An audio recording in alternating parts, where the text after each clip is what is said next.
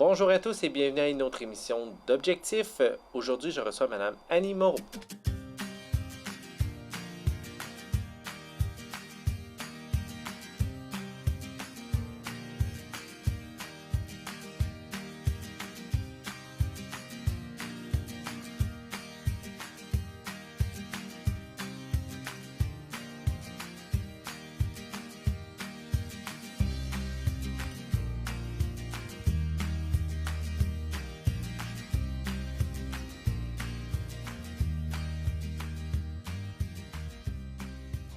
Bonjour Annie. Bonjour, Ça va bien? Oui, Oui, vous de oui, même? oui, ça va bien. Merci de venir nous parler de la nouveauté à la polyvalente de Black Lake cette année. Une nouveauté, je dirais, très 2021, c'est le cas de le dire là, par rapport à ça. Une nouvelle approche pédagogique. On va nous expliquer un peu la genèse de tout ça, un petit peu mais en résumé, ça consiste à quoi cette nouvelle approche-là? Oui, bien en fait, le terme qu'on a choisi, PBL 21, reflétait non seulement qu'on est en 2021, mais surtout le 21e siècle. L'idée, c'est de permettre aux jeunes de vivre une école qui est plus actuelle.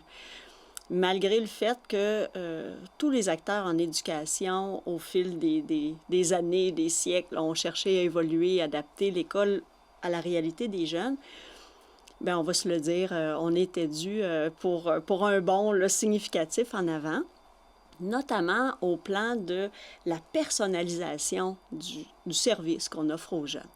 On a été habitués, vous et moi, là, c'est sûr que peut-être trahir mon âge un peu, mais on était habitués dans des écoles où est-ce que tout le monde faisait la même chose en même temps, tout le temps. Puis on se rend compte aujourd'hui qu'avec la technologie, avec les nouvelles études en éducation, en pédagogie, en didactique, bien, on peut personnaliser davantage et favoriser la réussite des élèves, puis aussi, on va se le dire, leur motivation, leur bien-être. Fait que de pouvoir offrir quelque chose aux élèves qui soit plus adapté à eux, à leur rythme, à leur goût, à leurs intérêts, à leur énergie aussi qui fluctue dans la journée, dans la semaine, bien, c'est ça qu'on s'est proposé de faire. Donc, un beau défi. Oui. Puis je veux mentionner aussi, vous êtes nouvelle, un retour, je dirais, dans le coin, mais vous êtes nouvelle à la commission, au centre de services scolaires, plutôt, devrais-je dire. Donc, avec une approche qui vient aussi de l'extérieur, qui vient d'un autre milieu. Donc, est-ce que ça l'a aidé à emboîter le pas vers une nouvelle approche pour l'équipe école, là? Mais j'imagine que oui, dans une certaine mesure. Il faut dire, par contre, qu'on avait un terreau fertile à la polyvalente de Black Lake pour mettre en place un projet audacieux, on va le nommer comme ça. Quand je suis arrivée en poste, bien évidemment, moi, je suis originaire d'ici, de Thetford. J'ai été pendant près de 30 ans dans la grande région de Montréal.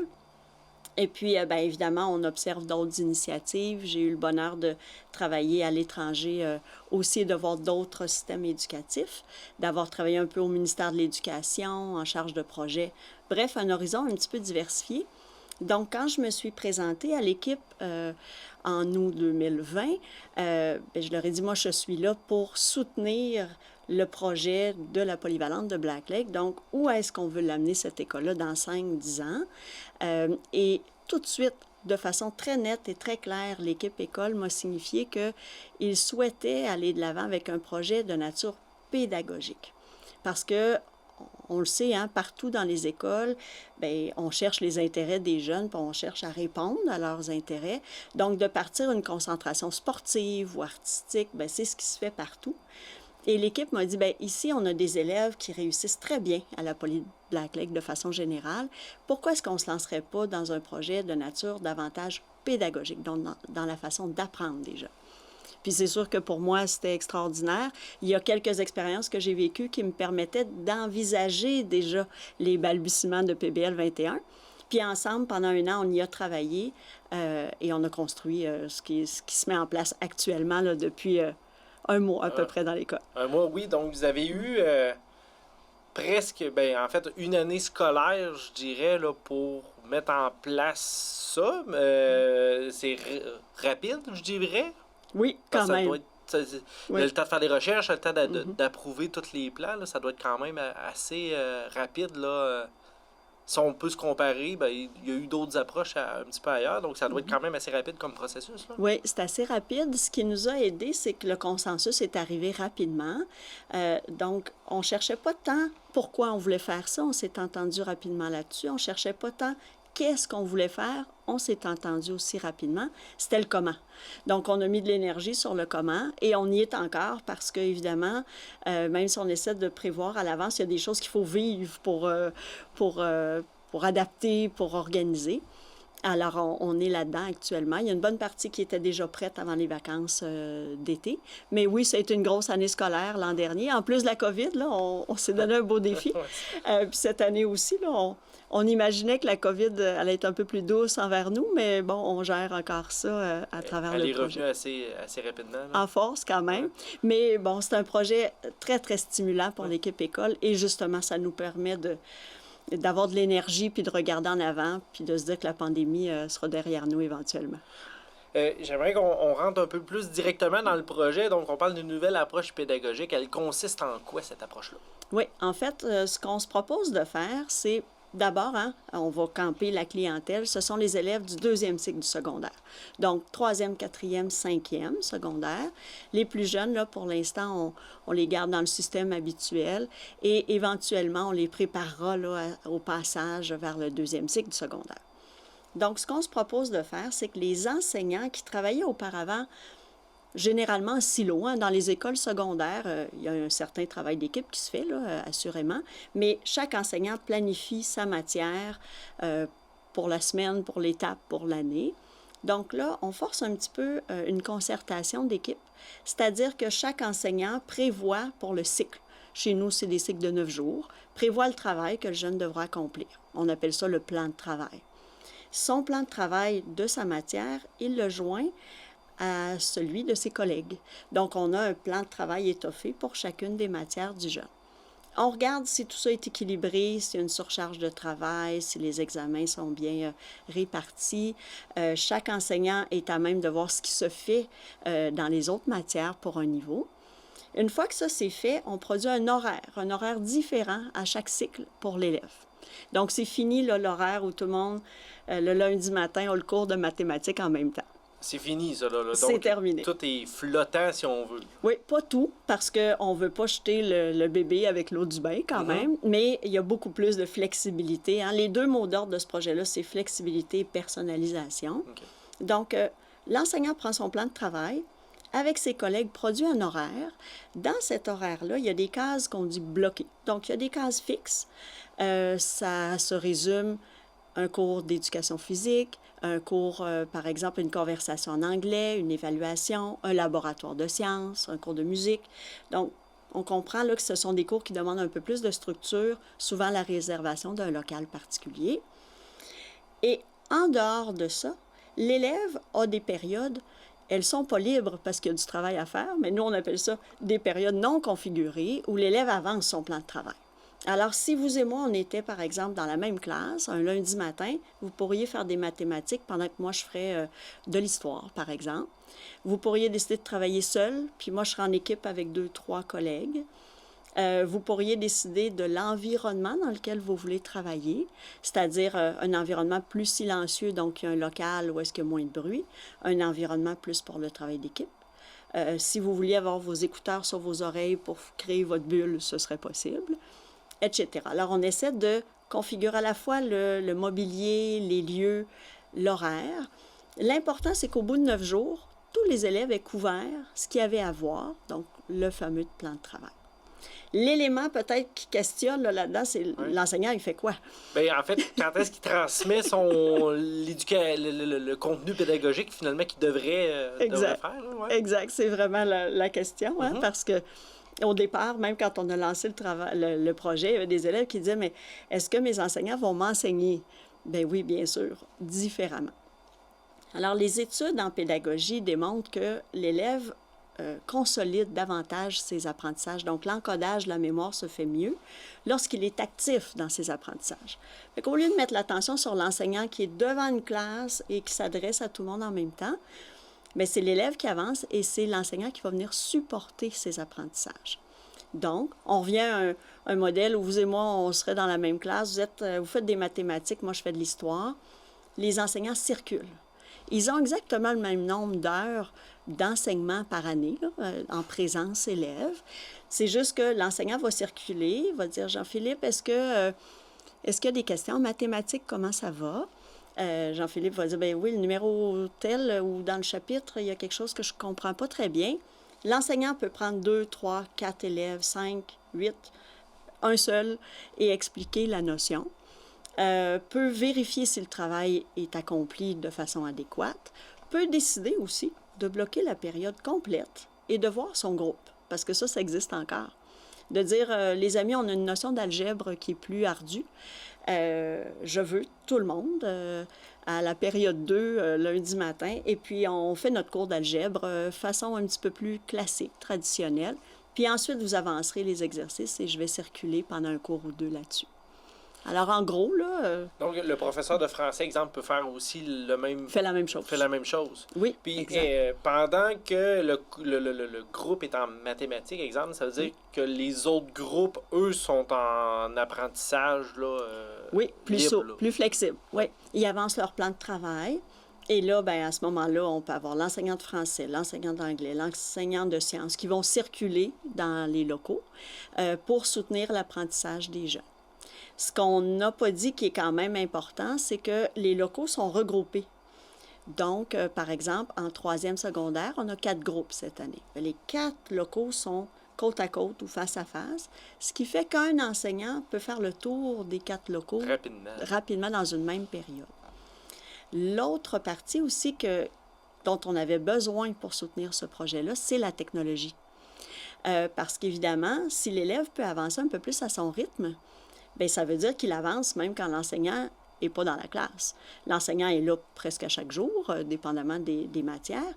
Mais il faut qu'une fois que l'enseignant de mathématiques a continué, si Jean-Philippe veut en faire à 3 heures de l'après-midi ou Annie, bien, il faut qu'on puisse avancer par nous-mêmes un peu. Donc, chaque élève a soit un iPad, soit un portable à sa disposition tous les jours. Donc, on a à peu près la moitié de nos élèves qui sont déjà dans un programme iPad. Ils ont leur outil 365 jours par année. Puis pour les autres, on leur prête un outil pendant la journée pour être sûr qu'ils aient le support nécessaire. Pour voir l'avancement du plan de travail. Pour qu'ils aient leur plan de travail. On leur donne une copie papier quand même, mais pour qu'ils l'aient de façon numérique, pour qu'ils aient aussi accès à des capsules vidéo que les enseignants mettent à leur disposition, des liens vers des sites web, des questionnaires, des petits quiz, des explications qui sont parfois données par un spécialiste. Alors, qui de mieux qu'un astronaute pour expliquer un élément scientifique, par exemple? Alors, on utilise la technologie pour, je dirais, diversifier puis aussi renforcer la pédagogie. Parce que l'enseignant, aujourd'hui, avec tout ce dont il dispose, il n'est pas obligé d'avoir qu'une crêpe et un tableau là, pour passer sa matière. Alors, ils vont travailler de cette façon-là. Et quand l'enseignant vient en classe, c'est un temps d'arrêt où on discute, ou l'enseignant circule pour répondre aux questions. Puis, exemple, les élèves qui sont plus en difficulté d'apprentissage, mais des fois en difficulté de motivation, poursuivre leur plan de travail, comment ils sont encadrés, ces élèves-là? Oui, merci de poser la question. C'est un des éléments au cœur du projet. On se disait, si on peut rendre plus flexible l'enseignement dans notre école et l'apprentissage, bien, ce qu'on veut, c'est dégager du temps pour ceux qui en ont le plus besoin. Donc, d'une part, motiver ceux qui vont bien, ceux qui avancent rapidement, puis leur permettre d'aller plus loin, pas nécessairement plus vite, mais d'approfondir des éléments et peut-être d'ouvrir des horizons. Pendant ce temps-là, se consacrer à ceux qui ont besoin plus de notre attention. Donc, ça permet à l'enseignant d'arriver puis de prendre quelques élèves, de réviser, de consolider, de réexpliquer. Mais les autres, pendant ce temps-là, n'ont pas à attendre si eux ont compris dès la première fois. Ça nous amène à 2 éléments. Il y a le mentorat, puis il y a aussi l'enrichissement. Donc, c'est offert pour tous les élèves. Ce n'est pas, par exemple, le mentorat pour les élèves en difficulté, l'enrichissement pour ceux qui vont bien. Chaque élève a un mentor qui lui est attitré. Ce mentor-là le voit à chaque cycle, donc 1 fois par 2 semaines minimum, pour suivre son plan de travail, voir comment ça va, mais aussi suivre le jeune qu'il est, parce qu'on travaille avec des adolescents. Donc, voir comment ça va, Comment ça se passe? Est-ce que je peux t'aider? Est-ce que au niveau de la motivation, ça va bien? Est-ce qu'au niveau académique, tu suis le rythme? Vraiment le suivre de façon individuelle, personnalisée. Chose qu'on n'a pas habituellement à l'école secondaire. D'autre part, puis bon, juste pour qu'on se le dise, le mentorat, si jamais il y a un problème, on lève un drapeau là. On communique avec les parents, il y a du soutien qui est offert aux élèves, tant au niveau académique qu'au niveau plus comportemental, motivation. Parce que etc. dans l'école, je vais dire, plus traditionnelle, généralement, c'est la mauvaise note qui levait le flag, si on veut, là, pour l'enseignant. Puis là, ben, l'enseignant prenait à part l'élève et disait « Qu'est-ce qui s'est passé cette fois-ci, Annie, dans ton examen? Ça va-tu bien? Il se passe quelque chose? » Tandis que là, on vient créer une habitude, donc on vient créer une relation, techniquement parlant, avec le jeune et l'enseignant. Donc, on devrait être bon pour prévoir, en tout cas, ou du moins essayer d'aider certaines situations. Là. Tout à fait. Bien, c'est très bien dit, là. Je le dirais pas mieux. Ce que ça permet, d'une part aussi, c'est de valoriser ceux qui vont bien. Parce que souvent, au secondaire, l'élève qui va bien, il passe inaperçu. S'il est chanceux, à la fin de l'année, on le reconnaît dans le cadre d'un gala Méritas, par exemple. Mais au quotidien, les enseignants mettaient beaucoup d'énergie avec les élèves, justement, qui avaient un résultat moins bon. Donc là, en créant un lien direct et personnalisé avec le jeune, ça permet aussi de féliciter puis de soutenir ceux qui vont bien. Ça nous permet tout de suite, là, dès les signaux faibles, de repérer un élève qui aurait besoin d'aide. Et c'est ça, on dit tant au niveau de son bien-être qu'au niveau académique. Alors, cet élève-là, là, pour qui on lève un petit drapeau, on va le suivre de plus près. L'élève, lui, qui va bien, on le félicite. On le revoit quand même dans 2 semaines. On ne le laisse pas là, pendant 3 mois sans nouvelles. Et pour tous nos élèves, ce qu'on a réfléchi ensemble comme levier de motivation, c'est de l'enrichissement. Donc, en général, là, c'est rare, un élève qui a des difficultés partout. C'est très rare. Les jeunes, on se le dit souvent, au secondaire, sont capables de réussir à quelques petites exceptions près. Donc, notre élève qui est plus fort en éducation physique ou en art ou en sciences, va avancer mieux dans ces matières-là et va être en mesure d'occuper du temps à quelque chose qui le passionne, mais pendant la plage horaire. Pas juste le soir, les week-ends ou le midi là, dans un gymnase. Alors, les enseignants sont vraiment très, très engagés. Là, je profite de la tribune pour les féliciter parce que c'est beaucoup de travail, se sont troussés les manches là, de belle façon. Donc, les enseignants vont offrir des activités d'enrichissement qui sont toujours en lien avec de l'apprentissage parce qu'on n'est pas un camp de vacances, on est une école. Mais par exemple, un enseignant de sciences pourrait déterminer 1 ou 2 laboratoires de plus pour le plaisir. Il n'y a pas d'évaluation, c'est pour le fun d'apprendre un petit peu comme l'émission Génial, par exemple, qui passe à la télé. Oui. On va dire que les sportifs vont avoir accès à plus d'heures de sport. Ceux qui aiment beaucoup la technologie pourraient faire de la robotique. Ceux qui aiment beaucoup les arts pourraient se pratiquer pour un concours comme secondaire en spectacle. Alors, c'est ça qui se passe, mais pendant la journée. Donc, par exemple, Jean-Philippe pourrait voir son enseignant et lui dire « Est-ce que vous considérez que mon plan de travail a bien avancé puis que je puisse avoir accès à de l'enrichissement? » Évidemment, là, les enseignants vont regarder le travail accompli et autoriser une participation à l'enrichissement, ce qui fait que l'élève, c'est très motivant de dire, bien, en plein milieu de ma journée, moi, je vais aller faire une demi-heure de course, puis je reviens continuer mes mathématiques.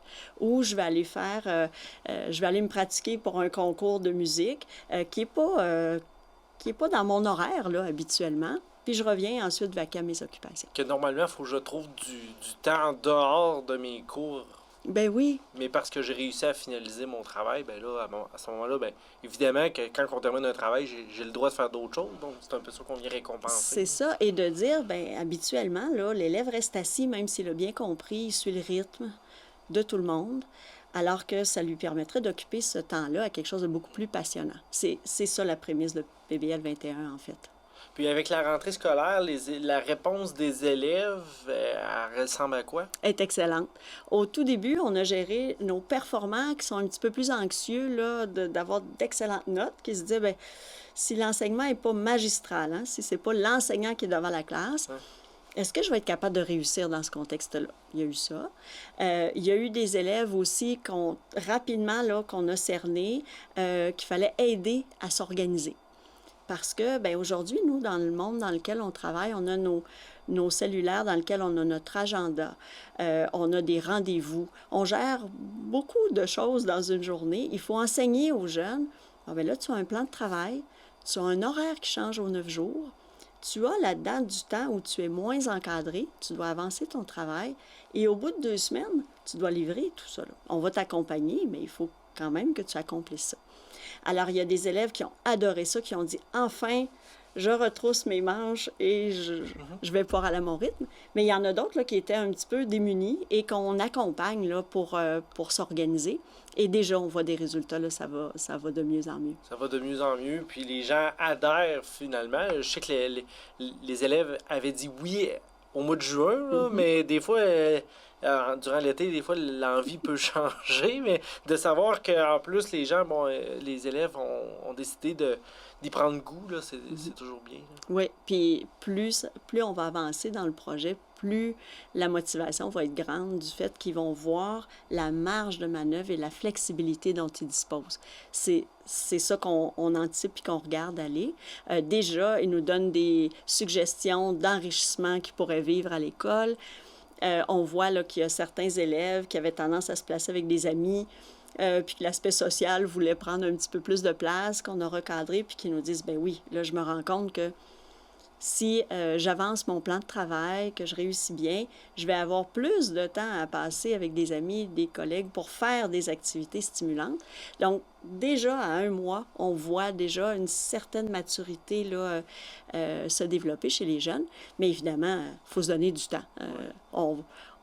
Avec des adolescents, on sème des petites graines et c'est fantastique de voir qu'en 1 mois, on voit déjà certains résultats, mais c'est au fil des mois que ça va se consolider. Oui, le meilleur est à venir. Finalement. Oui, on se le souhaite, vraiment. Oui. Si on parle un peu de la rentrée scolaire, là, en terminant notre entretien, une belle rentrée scolaire aussi, somme toute, là, pour la polyvalente de Black Lake. Oui, très belle. On accueille une nouvelle clientèle aussi qui est toute jeune, hein, le CDM primaire, donc nos classes à développement maximal pour les élèves en déficience intellectuelle. On avait le secteur secondaire auparavant à la Poly de Black Lake.